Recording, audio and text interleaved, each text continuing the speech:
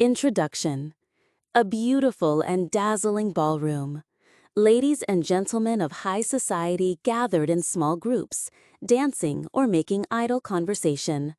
Though their chatter was casual, their attention was fixed on one person. Oh my, that necklace! It looks like it's made from the Ortiz diamond, which was sold for 4 million gold coins.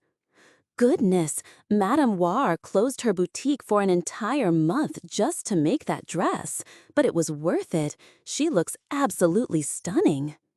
The center of their fascination was a woman standing on the balcony, enjoying the breeze, like a painting come to life. With her perfectly styled hair, elegant attire, and flawless skin, she drew eyes with her long, beautiful eyes. But what really captivated them was her fiery red hair and intelligent green eyes. Was Baroness Elan always this beautiful? No one knew. Since she was 17, she wore nothing but ragged clothes like a commoner. I thought she was some poor woman who borrowed money from everyone. And so, most of the guests spent the night talking about Judith Elan, or rather, Judith Mayos. Her story was intriguing, to say the least. Judith Elan was originally a noble orphan from a bankrupt family, inheriting nothing but debts. Her family had been well off when she was young, but at 17, everything changed when her father committed suicide after a business failure. Her mother ran away one night with a servant, taking everything of value and leaving young Judith behind with nothing but her title and a mountain of debt. Judith tried to borrow money from her friends several times, but it was never enough to solve her financial problems. Eventually, she was seen wandering in shabby clothes looking for work. Then, she was forgotten. Like many tragedies that don't affect us directly, she faded from memory. Until… Wait, we shouldn't call her Baroness Elan anymore. Right, should we call her Lady Mayos, the Duke's daughter-in-law? A few days ago, she reappeared in a storm of rumors. It was said she was pregnant with the missing young Duke of Mayo's child. The problem? The young Duke was currently missing. Yet the Mayos family officially confirmed it. They acknowledged that Judith did indeed carry their bloodline, and although the young Duke hadn't returned, they accepted her as their daughter-in-law. There had been no wedding due to the groom's absence, but Judith had become a member of the Mayos family. Should we go ask how she met the young Duke and managed to win him over? Is it really his child? He's been missing for 5 years. But didn't the Duke himself confirm the bloodline? Could she be conning them, suddenly claiming she's pregnant with the Duke's child, and the Duke hasn't even shown up? Honestly, even with the family's announcement, it's hard to believe. I'm curious, but I can't bring myself to ask her.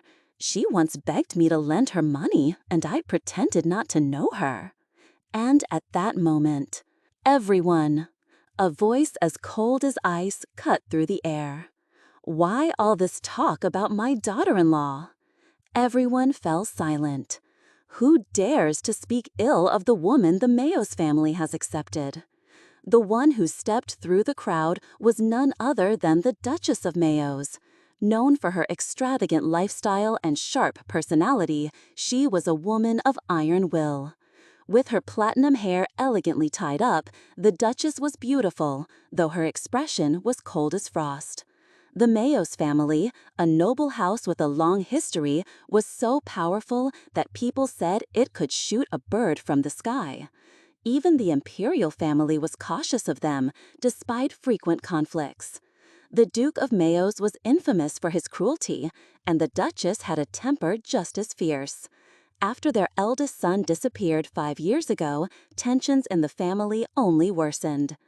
I suppose the Mayos family is a laughingstock now. The Duchess opened her ornate fan, her eyes glinting with anger.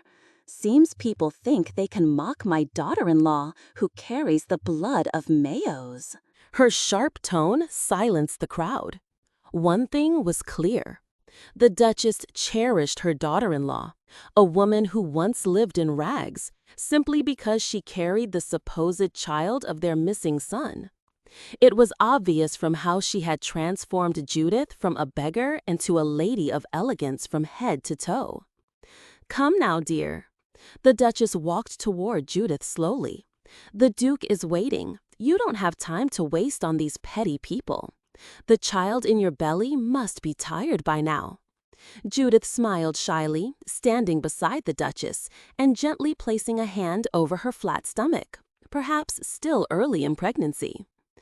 In the carriage on the way back to the Mayos' estate, "The rumors in society must be over now," said the Duchess, Isabella Mayos, folding her arms with pride.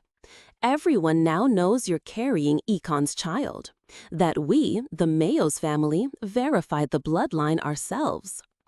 "Ah, yes." Judith, sitting upright with a composed smile, responded, "The mastermind behind the fake pregnancy." "That's right. Now they can't declare the young Duke dead. Here I am, after all." The Duke and Duchess were in on the scheme. In truth, they were more like employers than in-laws. "Huh," Isabella snorted, giving Judith a cold once-over. Sensing the mood, Judith quickly said, "I was careful with everything. I'll return the jewelry and dresses as soon as we're back." "Are you crazy?" Isabella interrupted. "What do you think the Mayos family is? Do you think we'd take those back? You look amazing in them, so keep them." I beg your pardon?" "Even if this is just a contract, you're still our daughter-in-law. You think we wouldn't at least give you that?" Isabella snapped. "By the way, pastels suit you. Go buy a new one tomorrow, understood?" "Yes." "You're far too skinny for a pregnant woman. When we get home, make yourself a midnight snack." Judith caught the hidden affection in Isabella's words and smiled shyly, nodding. She had suffered under the weight of debt, but now she was living in such luxury that all her past pain felt like a distant memory. All thanks to remembering her past life and cleverly twisting the original story. Being the fake daughter-in-law of a villainous noble family, how exciting! Judith's plan was simple. Endure for a few months, then fake a miscarriage and request a divorce. According to the original story, Ikon Mayos, her supposed husband, never returned. And while I'm at it, might as well enjoy it a little. Everyone's so nice after all.